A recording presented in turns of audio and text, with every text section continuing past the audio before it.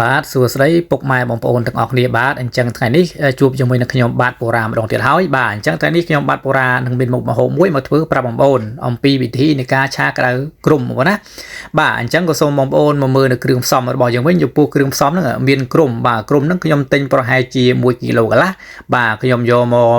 ទិញយកមកទាំងមូលហើយខ្ញុំដាក់ស្ងោរបាទស្ងោរវាហើយខ្ញុំយកមកបេះបាទបកសម្បកចេញខ្ញុំយកទៅសាច់អញ្ចឹងបងប្អូនគ្នាបាទខ្ញុំបានថតសកម្មភាពនៃការស្ងោរគ្រុំទេបាទខ្ញុំដាក់ស្ងោរហើយខ្ញុំបេះយកសាច់យកមកថតបង្ហាញបងប្អូនតែម្ដងអញ្ចឹងបងប្អូនគ្នាបាទហ្នឹងហើយបា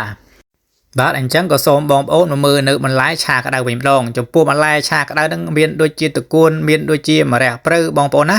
បាទពុកម៉ែបងប្អូនទាំងអស់គ្នាឥឡូវមកដល់វគ្គសំខាន់ហើយបងប្អូនណាហ្នឹងហើយបងប្អូនត្រូវតែដឹងទាំងអស់គ្នាបាទហ្នឹងហើយអញ្ចឹងធម្មតាមិនថាសឡម្ជូរគ្រឿងបាទឆាគ្រឿងបាទឆាក្តៅឯទេហ្នឹងហើយអញ្ចឹងឲ្យរមុខមហូបទាំងអស់ហ្នឹងពាក្យថាឆាគ្រឿងឆាក្តៅឆាសឡម្ជូរគ្រឿងសិតតែមានគ្រឿងទាំងអស់ហ្នឹង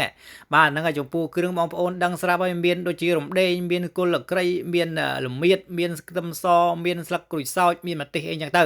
បាទយើងហាន់វាចំណិតផ្ទះហើយយើងមកដាក់ចូលជាមួយគ្នាដើម្បីយើងបុកច្រវល់ជាមួយគ្នា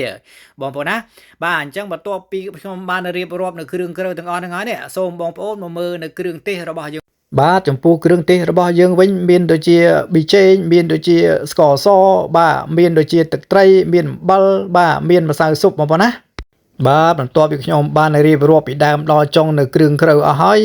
បន្ទាប់មកទៀតខ្ញុំត្រូវតែយកគ្រឿងហ្នឹងទៅបុកសិនបងប្អូនណា